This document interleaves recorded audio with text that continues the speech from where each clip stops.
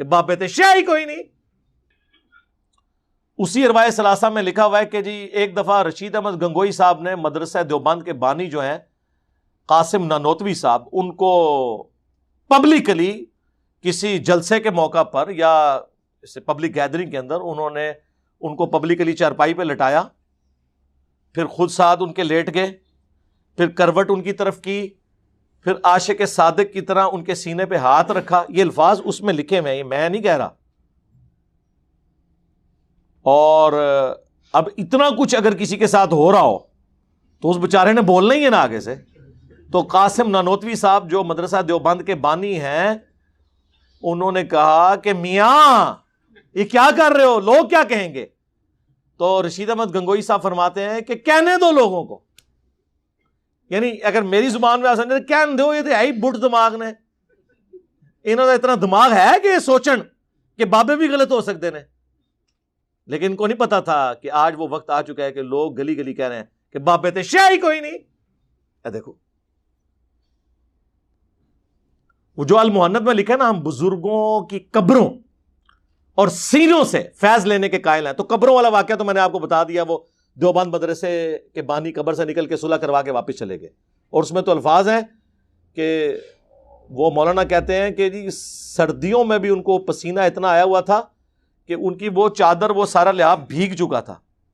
تو میں نے کہا حضرت آپ کی کیا حالت ہے؟ وہ کہتے ہیں ابھی بھی حضرت نانوتوی آئے تھے، مردہ قبر سے نکل آئے تو صرف پسینہ نہیں نکلتا،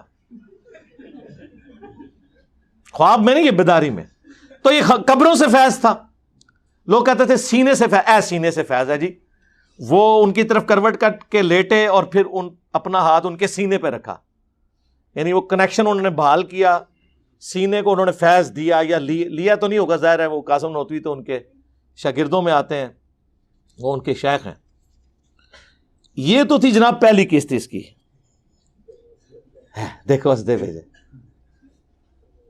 دوسری قسط بھی بیان کر دئیے یار، رہنے دیں.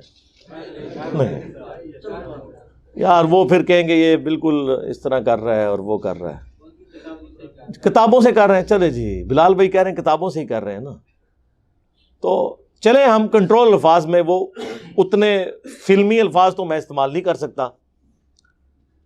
تذکرۃ الرشید ایک کتاب ہے جس میں رشید احمد گنگوئی صاحب کا تذکرہ ہے، یعنی ان کے حالات زندگی ہیں اور ان کے اپنے چاہنے والوں نے بیان کیے ہیں. اس میں اس کی اگلی اور سمجھنے آخری قسط ہے،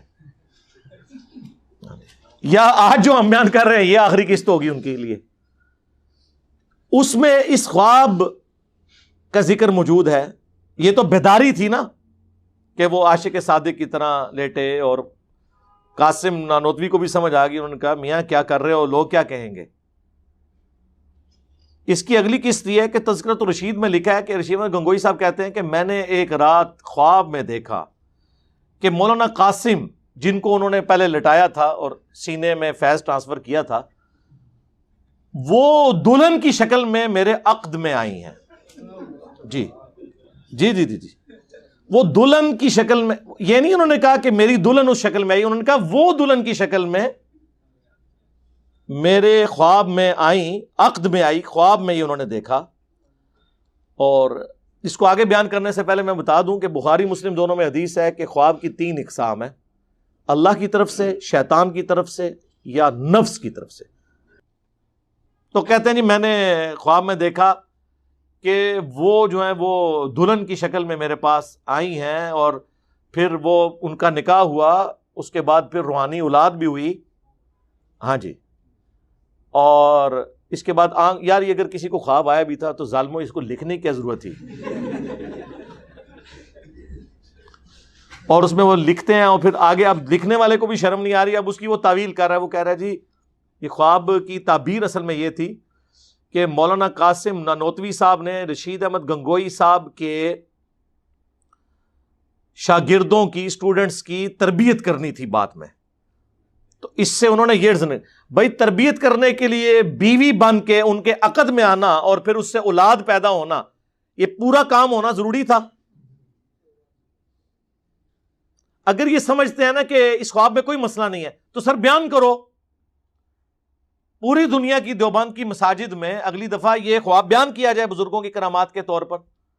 بھئی جو چیز ہوگی آپ فخریہ بیان کریں گے نا، جس عقیدے سے آپ لوگ منہ چھپاتے پھریں، تو صحیح مسلم کی حدیث ہم آپ پہ فٹ نہ کریں، گناہ وہ جو تیرے دل میں کھٹکے اور تو اس بات سے ڈرے کہ لوگ اس پر مطلع ہو جائیں۔ چلے آپ تشریح کے ساتھ بیان کرتے ہیں، لیکن ان کو پتہ ہے کہ اب لوگ جو ہیں وہ بٹ دماغ نہیں ہے، لوگ تو پوچھیں گے میاں یہ کیا ہوا۔ اسی میں نے اپنے اسٹوڈنٹس کو کہا کہ ان کو آپ سمجھانے کے لیے پورا واقعہ لکھیں گے تو ان کا دل دکھے گا، آپ صرف لکھ دیا کریں میاں، آگے وہ سائن اس طرح، وہ جو سیدھی لائن اور نیچے چھوٹا سا ٹھمکا، ایکسکلیم ود جوائے یا ایکسکلیم ود سارو، وہ سائن ڈال دیا کریں۔